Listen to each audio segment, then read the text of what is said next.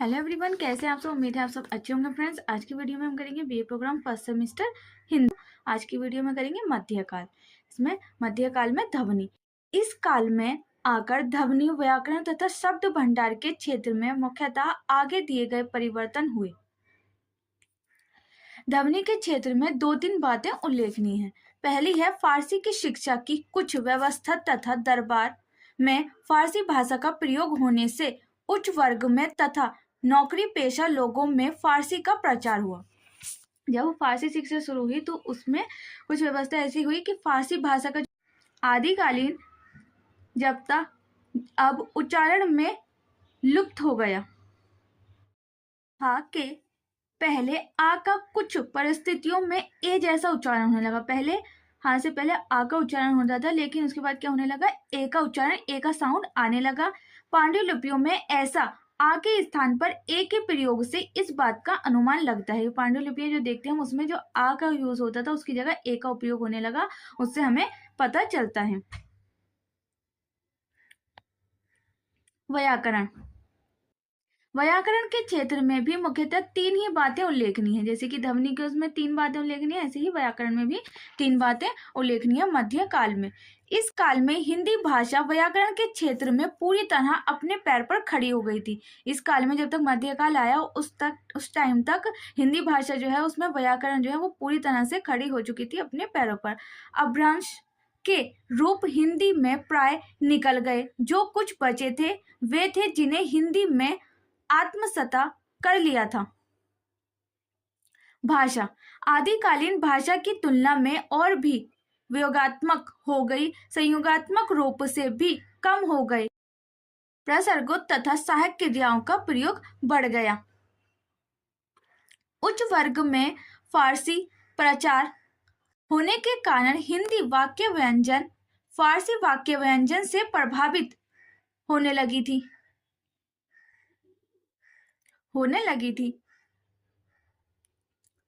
उदाहरण के लिए हिंदी की पारंपरिक परंपरा के अनुकूल सुर में आता है। इंद्र कहो मन करो साही, यहाँ की का प्रयोग नहीं है, किंतु बाद में फारसी शब्द की के प्रयोग से युक्त वाक्य बनने लगे। राम प्रसाद निरंजनी के भाषा योग्य विशिष्ट 1741 में आता है। वेद में एक ठोर कहा है कि जब लग जीवता रहे तब लग कर्म को करना। शब्द भंडार की दृष्टि से ये बातें मुख्य हैं। इस काल में आते आते काफी शब्द फारसी, अरबी तथा पश्तो से हिंदी में आ गए और इन अगत विदेशी शब्दों की संख्या लगभग 5000 से ऊपर हो गई। और जब तक शब्द इंक्लूड होते रहे फारसी, अरबी के, तो जब तक ये संख्या कितनी हो गई थी, 5000 से ऊपर हो गई थी। फारसी के कुछ मुहावरे और लोकोक्तियां भी हैं। हिंदी के कुछ मुहावरे और लोकोक्तियां भी हैं। भक्ति आंदोलन के चरम बिंदु पर पहुंचने के कारण तत्सम शब्दों का अनुपात भाषा में और भी बढ़ गया। और जब भक्ति आंदोलन जब चरम पर पहुंचने वाला था उसके कारण भी जो तत्सम शब्द थे उनके अनुपात भाषा और भी बढ़ गया, उनका अनुपात था वो और भी बढ़ गया तत्सम शब्दों का। यूरोप के संपर्क होने के कारण कुछ पुर्तगाली, स्पेनी, फ्रांसीसी तथा अंग्रेजी शब्द भी हिंदी में आ गए। और जब यूरोप से संपर्क होने लगा तो उसके कारण भी क्या हुआ, जो पुर्तगाली शब्द थे, स्पेनी शब्द थे, फारसी के शब्द थे, अंग्रेजी के शब्द थे, वो भी हिंदी भाषा में इंक्लूड होने लगे। साहित्य का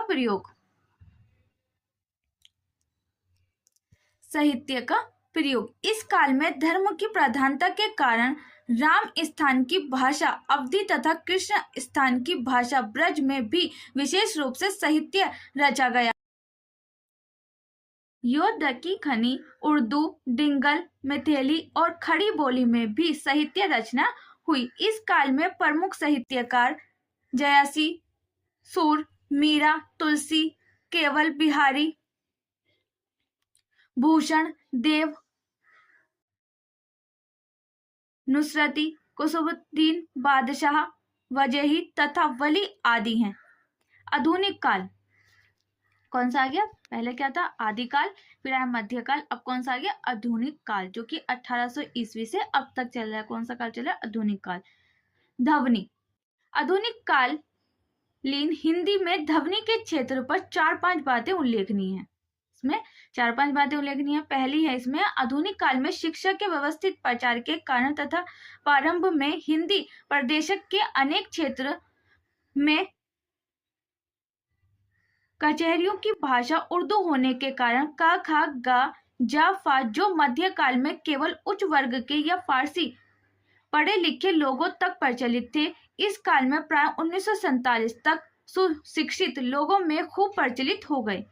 जो शब्द का, खा, गा, जो ये 5 शब्द थे, वो मध्यकालीन में उच्च वर्ग के लोग जो यूज करते थे, जो फारसी पढ़े लिखे थे, वो लोग यूज करते थे। और वो अब क्या होने लगा कि 1947 तक जो सुशिक्षित लोग थे वो खूब इन शब्दों को प्रचलित करने लगे। किंतु स्वतंत्रता के बाद स्थिति बदली और अंग्रेजों में प्रयुक्त होने के कारण जाफात तो एक सीमा तक अब भी प्रयोग में है, किंतु का, खा, गा के शुद्ध प्रयोग में कमी आई। और स्वतंत्रता के बाद स्थिति बदल गई, स्थिति चेंज हुई। उसमें जो अंग्रेजी में प्रयुक्त होने के कारण, जो अंग्रेजी शब्दों में जो प्रयुक्त होने के कारण क्या हुआ, जा और फा की तो एक सीमा तक उनका प्रयोग में है वो, लेकिन जो का, खा, गा थे वो शुद्ध प्रयोग में उनकी कमी आ गई। का, खा, गा के शुद्ध प्रयोग में कमी आ गई स्वतंत्रता के बाद। नई पीढ़ी कुछ अपवादों को छोड़कर इनके स्थान पर प्राय का, खा, गा बोलने लगी। हाँ, हिंदी की उर्दू शैली में इन पांचों का ठीक उच्चारण होता है, और उर्दू शैली में इनका ये शब्द है का, गा, इनका ठीक उच्चारण होता है, यानी सही से प्रोनाउंस किया जाता है। अंग्रेजी शिक्षा के प्रचार के कारण कुछ बहुशिक्षित लोगों में कॉलेज, डॉक्टर, ऑफिस, कॉफी आदि में ओ ध्वनि भी हिंदी में प्रयुक्त हो रही है। यह सामान्य लोग इसके स्थान पर आ का प्रयोग करते हैं, और जो ये सामान्य लोग हैं वो इसके स्थान पर किसका प्रयोग करते हैं? आ का प्रयोग करते हैं। अंग्रेजी शब्दों के प्रचार के कारण कुछ नए संयुक्त व्यंजन जैसे ड्रॉ हिंदी में प्रयुक्त होने लगा। स्वरों में ए, ओ हिंदी में आदिकाल में आए थे। उस समय इनका उच्चारण ए, ओ जैसे था, अर्थात ये संयुक्त स्वर थे। और ये क्या थे? संयुक्त स्वर थे, यानी दो शब्दों से मिलकर जो बनता है उसको क्या कहते हैं? संयुक्त स्वर। आधुनिक काल में मुख्यतः 1940 के बाद ए और ओ की स्थिति कुछ भिन्न हो गई। इस संबंध में 3 बातें उल्लेखनीय हैं। पहली है, पश्चिमी हिंदी क्षेत्र में ये स्वर सामान्यतः मूल स्वर के रूप में उच्चारित होते थे। कैसे यूज होते थे? मूल स्वर के रूप में ही उच्चारित किए जाते, प्रोनाउंस किए जाते थे। और पूर्वी हिंदी में अब भी ये अ और औ रूप में संयुक्त स्वर के रूप में ही प्रयुक्त होते हैं, और पूर्वी हिंदी में ही अभी भी ऐसे यूज होते हैं। न्या, व्याकरण, कोवा जैसे शब्दों में पश्चिमी तथा पूर्वी दोनों ही हिंदी क्षेत्र में ए, ओ का उच्चारण क्रमश संयुक्त स्वर आई, औ रूप में अर्थात संस्कृत उच्चारण के समान होता है। किसके समान होता है? संस्कृत उच्चारण के समान होता है। 5th आ जाता है, मध्यकाल में आ का लुप शब्दांत में तथा कुछ स्थितियों में अक्षरांत में आरंभ हुआ था। आधुनिक काल तक आते आते यह प्रक्रिया पूरी हो गई। आधुनिक काल जैसे जैसे आया तो यह प्रक्रिया पूरी हो गई, और अब हिंदी के उच्चारण में कोई भी शब्द अक्रांत नहीं है। 6th है, ध्वनि आदि तथा मध्यकाल में कुछ अपवादों को छोड़कर द्विशिष्ट रूप में उच्चारित होती थी। अब वह कुछ अपवादों को छोड़कर हिंदी के काफी शब्दों में कम से कम पश्चिमी क्षेत्र में द्यंतोष्ठ यह रूप में उच्चारित होती है। संभावना यह है कि द्युष्ठ यह वा का प्रयोग धीरे धीरे बहुत कम रह जाएगा या समाप्ति हो जाएगा। और संभावना यह है कि जो वह शब्द है उसका प्रयोग धीरे धीरे या तो कम हो जाएगा या बिल्कुल समाप्ति हो जाएगा। अब व्याकरण। आधुनिक काल में व्याकरण की दृष्टि से उल्लेखित बातें की जा सकती हैं। फर्स्ट है उसमें, आदिकाल में हिंदी की विभिन्न बोलियों के व्याकरणिक लेकिन काफी जो वैयाकरणिक रूप थे वो ऐसे थे जो कि आसपास के क्षेत्रों में समान थे और मध्यकाल में इस प्रकार के मिश्रण में काफी कमी हो गई थी। सूर्य बिहारी देव आदि के ब्रज भाषा तथा जयसी तुलसी आदि की अवधि इस बात का प्रमाण है। आधुनिक काल के आते आते ब्रज भाषा, अवधी, भोजपुरी, मैथिली आदि कई बोलियों का व्याकरणिक अस्तित्व इतना स्वतंत्र हो गया था कि उन्हें बड़ी सरलता से भाषा की संज्ञा दी जा सकती थी। इतना स्वतंत्र हो गया था कि उन्हें बड़ी आसानी से कि वो सिंपल रूप में, सरल रूप में उनकी भाषा की संज्ञा दी जा सकती थी। हिंदी प्राय पूर्णतः एक व्यंग्यात्मक भाषा हो गई। प्रेस, रेडियो, शिक्षा तथा व्याकरणिक विश्लेषण आदि के प्रारंभ से हिंदी व्याकरण के रूप में काफी स्थिर हो गए हैं तथा कुछ अपवादों को छोड़कर हिंदी का स्वरूप सुनिश्चित हो चुका था। और कुछ अपवादों को छोड़ दिया जाए तो हिंदी का जो स्वरूप था वो सुनिश्चित हो गया था। भाषा के इस स्थितिकरण में आचार्य महावीर प्रसाद द्विवेदी का मुख्य हाथ रहा है और कहा जा चुका है कि मध्यकाल में हिंदी वाक्य रचना एक सीमा तक फारसी से प्रभावित हुई थी।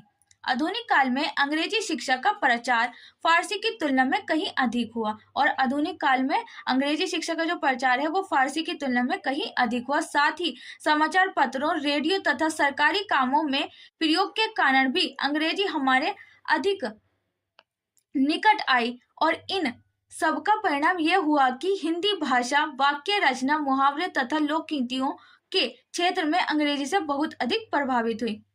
फिफ्थ है, इधर कुछ वर्षों से कीजिए कि करिए, मुझे के लिए मेरे को, मुझ से के लिए मेरे से, तुझ में के लिए तेरे में, नहीं जाता है के स्थान पर नहीं जाता, नहीं जा रहा के स्थान पर नहीं जा रहा, जैसे नए रूपों तथा नई वाक्य रचना का प्रयोग बढ़ता जा रहा है। अर्थात हिंदी भाषा रूप रचना तथा वाक्य रचना दोनों ही क्षेत्रों में परिवर्तित हो रही है। किसके स्थान पर? कीजिए के स्थान पर करिए और मुझे के स्थान पर मेरे को, मुझसे के स्थान पर मेरे से, तुझ में के लिए तेरे में, नहीं जाता है के स्थान पर नहीं जाता और नहीं जा रहा के स्थान पर क्या यूज होता है? नहीं जा रहा। जैसे जो नए रूप हैं, नए वाक्य रचना का प्रयोग बढ़ता जा रहा है। अर्थात हिंदी भाषा रूप रचना तथा वाक्य रचना दोनों ही क्षेत्रों में परिवर्तित हो रही है। शब्द भंडार, शब्द भंडार की दृष्टि से 1800 से अब तक के आधुनिक काल को मोटे रूप से 6-7 उपकालों में विभाजित किया जा सकता है। कितने में विभाजित किया जा सकता है? 6-7 उपकालों में विभाजित किया जा सकता है। 1800 से लेकर अब तक की जो काल चल रहा है, जो टाइम चल रहा है, आधुनिक काल। 1800 से 1850 तक का हिंदी शब्द भंडार मोटे रूप से वही था जो मध्यकाल के अंतिम चरण में था और 1800 से लेकर 1850 तक वही चरण चल रहा था हिंदी भाषा का, जो कि किसमें था? आधुनिक वो मध्यकाल में था। अंतर केवल यह था कि धीरे धीरे अंग्रेजी के अधिक शब्द हिंदी भाषा में आते जा रहे थे और बस चेंजेस ये हुए थे कि जैसे जैसे टाइम बढ़ रहा था उसमें जो अंग्रेजी के शब्द थे वो इंक्लूडेड होते जा रहे थे। 1850 से 1900 तक अंग्रेजी के और शब्दों के आने के अतिरिक्त आर्य समाज के प्रचार प्रसार के कारण तत्सम शब्दों का प्रयोग बढ़ा और कुछ पुराने तद्भव शब्द परिनिष्ठित हिंदी से निकल गए। उदाहरण के लिए इंद्री निकल गया और इंद्रियां आ गया, निकला इंद्री तो निकल गया और इंद्रिया आ गया। यद्यपि इंद्री का बहुवचन इंद्रियां अब तक चल रहा है और इंद्री शब्द का ही जो बहुवचन होता है वो इंद्रियां अभी तक चल रहा है, लेकिन इंद्री की जगह इंद्रियां आ गया था। 1900 के बाद द्विवेदी काल तथा क्षयवादी काल में अनेक कारणों से तत्सम शब्दों का प्रयोग बढ़ने आरंभ हो गया। प्रसाद पंत महादेवी वर्मा का पूर्व साहित्य इस दृष्टि से दर्शनीय है। इसके बाद प्रगतिशील आंदोलन के कारण तद्भव शब्दों के प्रयोग में पुनः वृद्धि हुई तथा तत्सम शब्दों के प्रयोग में कुछ कमी आई। 1947 तक लगभग यही स्थिति रही। 1947 तक के बाद शब्द भंडार में कई बातें उल्लेख हैं। अनेक पुराने शब्द नए अर्थों में प्रचलित हो गए। जो पुराने शब्द थे उनके अनेक नए अर्थ आने लगे, नए अर्थों में प्रचलित होने लगे। जैसे उदाहरण के लिए अगर हम देखें तो सदन शब्द का जो प्रयोग है वो राज्यसभा और लोकसभा के लिए प्रयुक्त हो रहा है। आज तक भी हम देखें तो सदन शब्द का जो यूज है वो राज्यसभा और लोकसभा के लिए ही यूज हो रहा है। अभिव्यक्ति की आवश्यकताओं की पूर्ति के लिए अनेक नए शब्द जैसे घुसपैठिया आ गया। कौन सा शब्द आ गया? घुसपैठिया। थर्ड आ जाता है साहित्य में नाटक, उपन्यास, कहानी, कविता की भाषा प्राय बोलचाल के बहुत निकट आ गई है। उसमें अरबी, फारसी तथा अंग्रेजी के जन प्रचलित शब्दों का काफी प्रयोग हो रहा है। कौन कौन से शब्दों का प्रयोग हो रहा है? अरबी, फारसी तथा अंग्रेजी के जन प्रचलित जो शब्द हैं उनका काफी ज्यादा प्रयोग हो रहा है।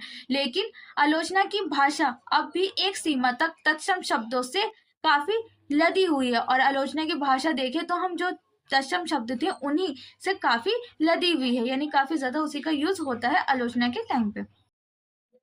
और हिंदी को परिभाषिक शब्दों की बहुत आवश्यकता पड़ी, क्योंकि हिंदी अब विज्ञान, वाणिज्य, विधि आदि के भी भाषा है। और क्योंकि हिंदी जो है वो अब विज्ञान और वाणिज्य की भी भाषा है। इसकी पूर्ति के लिए अनेक शब्द अंग्रेजी, संस्कृत आदि से लिए गए हैं। और इसकी पूर्ति करने के लिए, इसको पूरा करने के लिए कई शब्द जो है वो अंग्रेजी और संस्कृत से लिए गए हैं तथा अनेक नए शब्द बन गए हैं और अनेक नए शब्द भी बन गए हैं। स्वतंत्रता के पूर्व हिंदी में मुश्किल से 5-6 हजार परिभाषिक शब्द थे। और जब स्वतंत्रता से पहले अगर हम देखें तो मुश्किल से 5-6 हजार जो शब्द थे वो परिभाषिक रूप से यूज किए जाते थे। लेकिन उनकी संख्या 1 लाख से ऊपर है। लेकिन उनकी संख्या क्या है? 1 लाख से ऊपर है और दिनों दिन उसमें वृद्धि होती जा रही है। और दिनों दिन क्या हो रहा है? वो बढ़ते जा रहे हैं शब्द। हिंदी शब्द भंडार अनेक प्रभावों को ग्रहण करते हुए नए शब्दों से समृद्ध होते हुए दिनों दिन अधिक समृद्ध होते जा रहे हैं। और क्या हो रहा है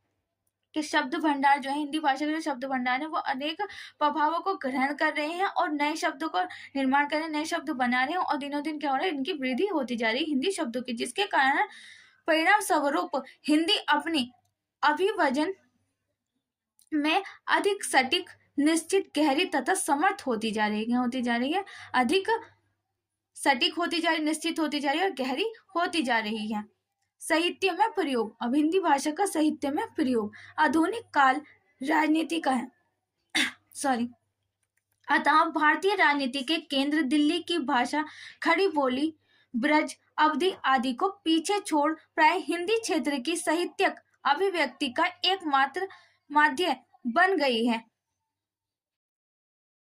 अन्य बोलियों में यदि कुछ लिखा भी जा रहा है तो अपवाद स्वरूप यही खड़ी बोली हिंदी हमारी राजभाषा भी बन गई है। अगर किसी अन्य बोली में लिखा भी जा रहा है तो अपवाद स्वरूप देखें तो हम यही जो भाषा है हमारी हिंदी, वही खड़ी बोली हिंदी हमारी राज्य भाषा बन गई है। ये था फ्रेंड्स आपका chapter first complete, first semester BA programme का। नेक्स्ट वीडियो में हम करेंगे चैप्टर 2 हिंदी और उसकी बोलियों का अंतर संबंध।